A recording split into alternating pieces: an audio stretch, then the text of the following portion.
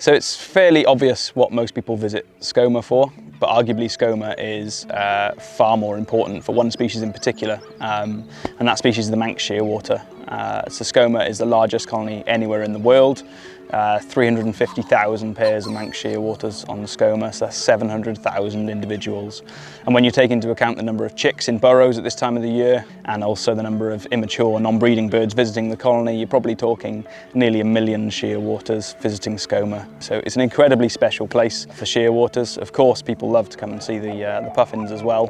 And the shearwaters, they're much more difficult to see on a day visit. They're nocturnal, they're a burrow nesting species.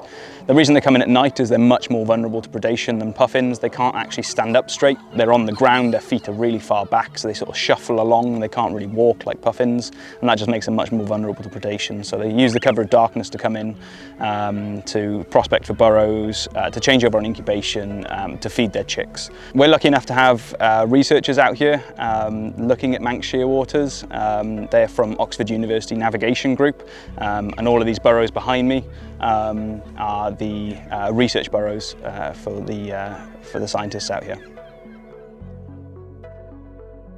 My name is Katrina Siddiqui-Davies and I'm part of the Oxford University research group here. We're called OxNav because we mostly study all things to do with navigation. I'm actually the odd one out in my group though, and I mostly study things centred around their ecology and migration. So some of the things this year that we're looking at in particular is the pre-laying period. So this is the time between when the bird comes back from migration and when they lay the egg. And last year we came to the island and we put these devices on.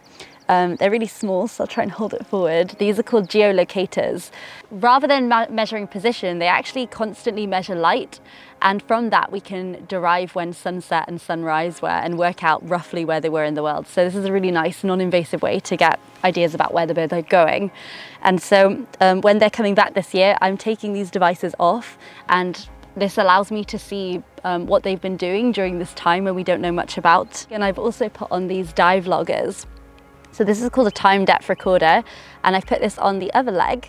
And this device gets activated when the bird goes in the water, and it measures how deep they go. No one actually really knows what they're eating in general.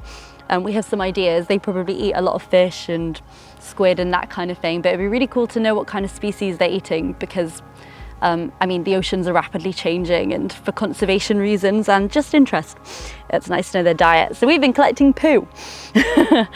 What we have here that a lot of seabird groups might not have access to is this huge data set of migration. So these loggers have been put on since 2006. So we can see changes in how long it takes the birds to get to their overwintering grounds in South America. We can see changes in phenology. So that means kind of key life events such as when they lay, when they leave for migration, can see if where they're going changes. And this all kind of just helps us understand how these birds are adapting to climatic changes, and shedding light on fundamental things like what the birds are eating, again, in changing oceans, I think is really important. The Wildlife Trust have been monitoring grey seals on Skomer since the 1960s.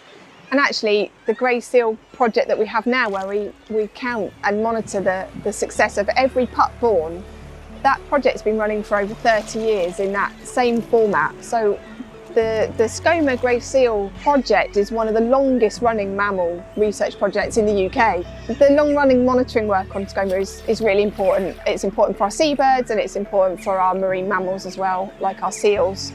It gives us a really good indication of the health of the marine environment around Skomer and in the wider Irish Sea and Celtic Sea, and further afield in the southwest approaches as well. So those projects are super important, and it's quite labour intensive to count every seal pup born on Skomer. It's not an easy thing to do, but it is hugely important to follow the long-term health of the marine environment. So staying in a hostel, coming for the day in September is something you can do that would really help to fund the research work that's going on and help us to keep that running into the future.